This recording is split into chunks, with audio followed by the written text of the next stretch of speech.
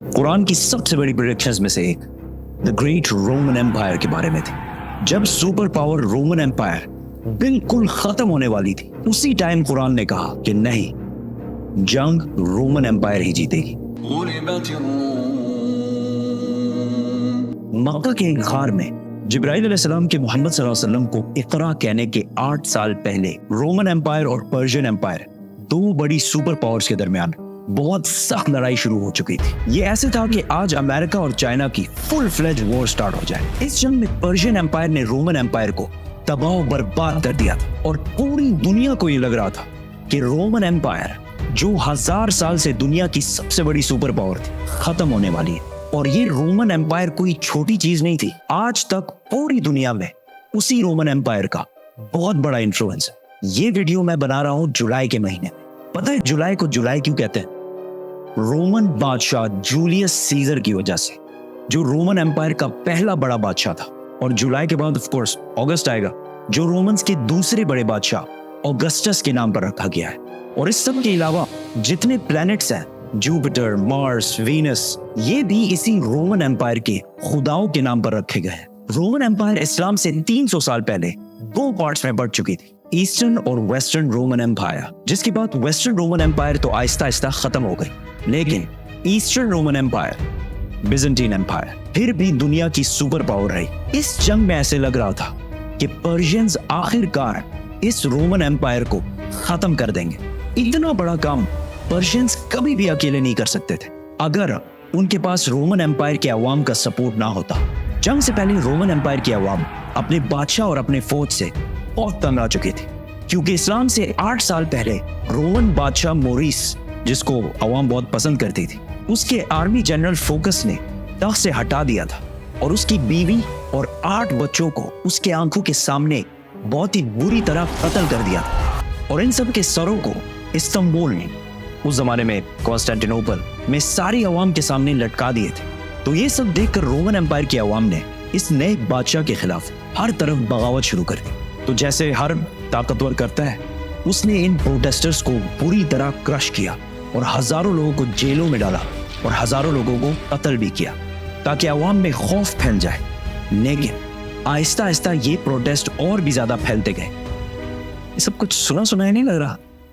Persian बादशाह खुसरो ने जब देखा कि रोमन एम्पायर की अवाम अपने बादशाह के खिलाफ हो गई है, तो उसने इस टाइम का फुल फायदा उठाया और रोमन एम्पायर पर हमला कर दिया। और आहिस्ता आहिस्ता रोमन एम्पायर के बहुत इंपॉर्टेंट प्रोविंसेस, सीरिया, इजिप्ट, फलस्तीन पर कब्जा कर लिया। तो आहिस्ता आहिस्ता रोमन एम्पायर की अवाम और फौज को समझ आ गई कि फोकस से ना हो पाएगा। तो उन्होंने अफ्रीका के गवर्नर, जिसकी लोग बहुत इज्जत करते थे, उससे मदद मांगी। तो उसने अपना बेटा हेराक्लियस को कॉन्स्टेंटिनोपल भेजा।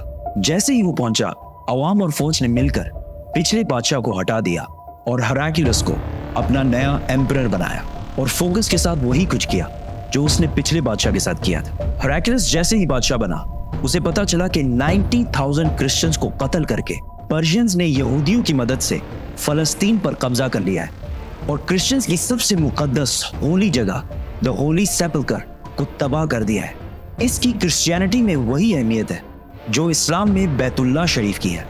और वो क्रॉस जिस पर जीसस को मारा गया था, अकॉर्डिंग टू द क्रिश्चियंस, उसे वहां से उठाकर अपने कैपिटल थेसिफोन, मदियन ले गए हैं। ये ऐसी था कि आज काबा से कोई हजर अस्वद उठा के ले जाए। कैन यू इमेजिन दुनिया में क्या होगा?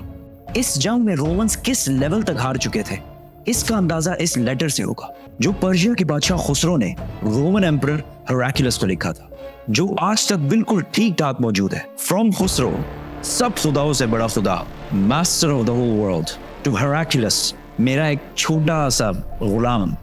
तुम कहते हो तुम्हारा खुदा सबसे बड़ा है, तो किधर है वो खुदा? और उसने जेरूसलम को मुझसे बचाया क्यों नहीं? ये सब दो सुपर पावर्स के दरमियान इधर हो रहा था। लेकिन इससे बहुत दूर मक्का के गार में खुदा ने एक आदमी की तरफ अपना एक फरिश्ता भेजा और कहा, Muhammad, read.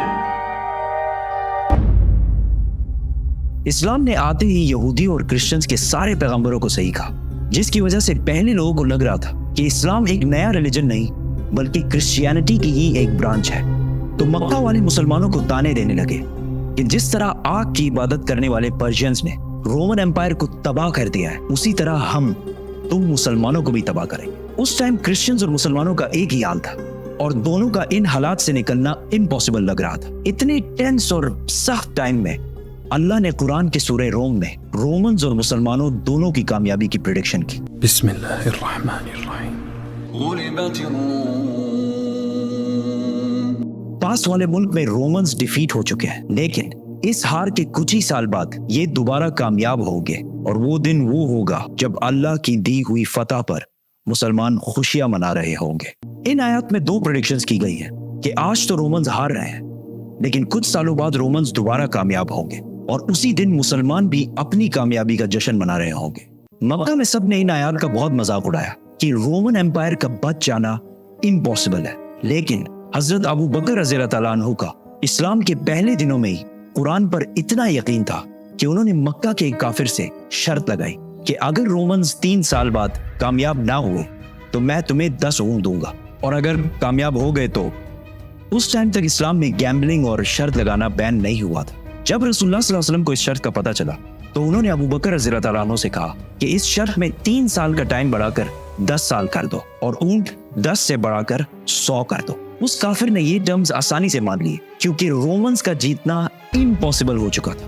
British historian Edward ڈیبون، جس نے رومن امپائر پر 6 والیومز کی کتاب لکھی ہے، اس نے بھی لکھا ہے کہ قرآن کی اس پروفیسی کا 7-8 سال کے بعد بھی پورا ہونے کا کوئی چانس نہیں لگ رہا تھا، کیونکہ پرشینز بالکل رومن امپائر کی کیپٹل کانسٹینٹینوپل کے پاس پہنچ چکے تھے اور اسے چاروں طرف سے گھیر لیا تھا، بٹ کانسٹینٹینوپل کو فتح کرنا امپاسبل تھا، اور اس واقعے کے 900 سال بعد تک بھی کانسٹینٹینوپل کو کوئی فتح نہیں کر سکتا۔ آخر اسے آٹومن امپائر عثمانیہ سلطنت کے صرف 21 ایئر اولڈ سلطان محمد نے کشتیاں پہاڑوں پر چڑھا کر اسے فتح کیا تھا۔ And I can't wait to tell that story. So, subscribe. کانسٹینٹینوپل جب ہر طرف سے گھیر لیا گیا تھا تو ہراکلیس نے پرشین بادشاہ خسرو کو خط لکھا اور اس سے بھیک مانگی کہ تم جو کہو گے ہم کریں گے، صرف ہمیں زندہ رہنے دو۔ لیکن خسرو نے کہا ایک شرط ہے، تمہیں کرسچینٹی چھوڑ کر ہمارے ریلیجن مطلب آگ کی عبادت کرنی پڑے گی۔ تو رومن ایمپرر ہراکلیس اپنی کیپٹل کانسٹینٹینوپل کو چھوڑ کر بلیک سی کی طرف سے پرشین امپائر کی ناردرن سائڈ پہ آ گیا، اور اسی ٹائم رسول اللہ صلی اللہ علیہ وسلم بھی مکہ کو چھوڑ کر مدینہ ہجرت کر گئے۔ یہاں پر ہراکلیس نے پوپ سے مدد مانگی اور اسے کہا کہ پرشینز میرے خلاف نہیں ہے، یہ کرسچینٹی کے خلاف ہے۔ تو پوپ نے پورے یورپ سے پیسے جمع کیے اور ہراکلیس کو بھیجے، جس سے ہراکلیس نے پرشین امپائر کی ناردرن سائڈ سے ایک سرپرائز اٹیک کی تیاری کی اور پرشینز پر فل فورس کے ساتھ حملہ کر دی۔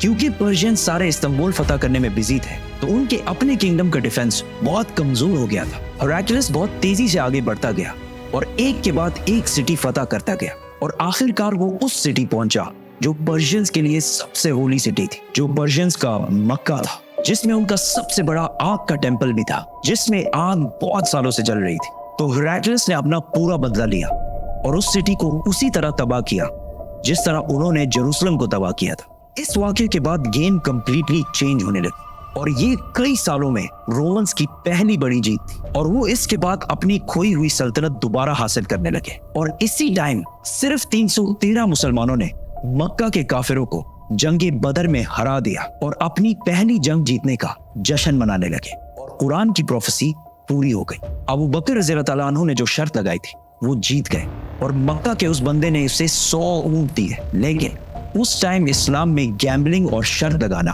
حرام ہو چکا تھا۔ تو رسول اللہ صلی اللہ علیہ وسلم نے کہا کہ یہ 100 کے 100 اونٹ غریبوں میں بانٹ دو۔ ہراکلیس آگے بڑھتا گیا اور آخر پرشیا کے کیپٹل ٹیسیفون مدین کو چاروں طرف سے گھیر لیا۔ پرشینز کو جب کوئی اور امید نظر نہیں آئی تو خسرو کے بیٹے نے اپنے باپ اور اپنے 18 بھائیوں کے سر کاٹ دیے اور رومن امپائر کے سامنے سرنڈر کر دیا، اور اس جنگ میں رومن امپائر کا جتنا نقصان ہوا تھا وہ سارے پیسے واپس کرنے کا وعدہ کیا اور اپنی ساری فوج کو رومن امپائر سے واپس بلا لیا۔ مطلب پرشین امپائر بہت ہی بری طرح ہار گئی۔ رومن امپائر نے اس کراس کو جو پرشینز جیروسلم سے بہت غرور میں لے کر گئے تھے واپس لایا اور اسے اسی جگہ پر رکھا جہاں وہ پہلے تھا، اور اسی سال مسلمانوں اور مکہ والوں کے درمیان صلح حدیبیہ کی ہسٹورک ایگریمنٹ ہوئی، جس سے مسلمانوں کی تقدیر ہمیشہ کے لیے بدل گئی۔ اور قرآن نے اسے ایک بہت بڑی فتح کہا۔ ہراکلس اب تو دنیا کا سب سے طاقتور بادشاہ بن گیا تھا، لیکن صلح حدیبیہ کے کچھ ہی عرصے بعد رسول اللہ صلی اللہ علیہ وسلم نے اسی ہراکلس کو ایک لیٹر لکھا اور اسے اسلام کی دعوت دی، لیکن ہراکلس نہیں مانا اور اگلے کچھ ہی سالوں میں مسلمانوں نے آلموسٹ پوری رومن ایمپائر کو فتح کر لیا، اور صرف رومن ایمپائر کو نہیں، پرشین ایمپائر کو بھی فتح کر لیا، اور آج تک مسلمانوں سے یہ علاقے دوبارہ کوئی بھی نہیں چھین سکا۔ سبسکرائب